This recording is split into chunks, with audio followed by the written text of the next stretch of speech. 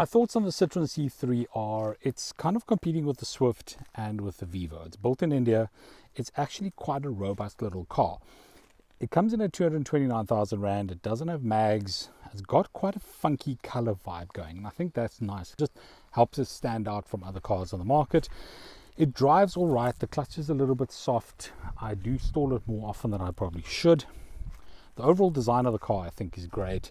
Citroen badging at the back, and pretty basic entries and bits and pieces, like the boot doesn't have any kind of shelf here. It's just a deep hole, simple parcel shelf.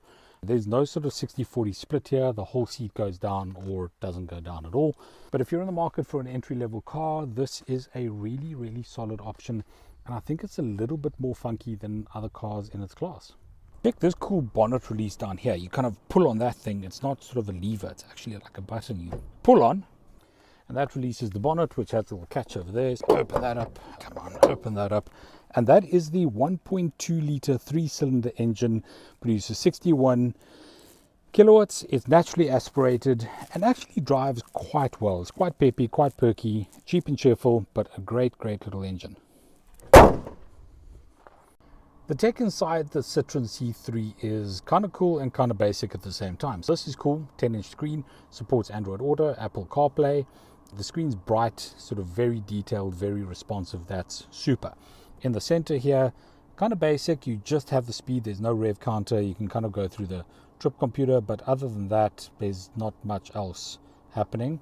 On board the steering wheel, you have volume controls there. You can hang up and answer calls. And there's a sort of microphone thing. Nothing over here, and your sort of normal indicator stalks on that side. Getting into the inside of the C3 is quite cool. You've got this funky orange dash here, which matches the roof.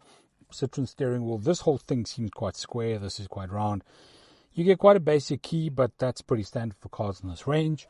Started over there. Not a lot of buttons and options there, but the inside is quite a funky, vibey place to hang out. Take a walk around the Citroen C3. So you've got the kind of chrome in the middle here, and they've built the badge into the sort of chrome running over here, which is really cool. For daytime running LEDs, those light up and that lights up. Normal lights. There are optional packages that make this kind of cool, so you can kind of have that orange to match the roof. You get standard 15-inch wheels. You see these are actually hubcaps and steelies at the back there.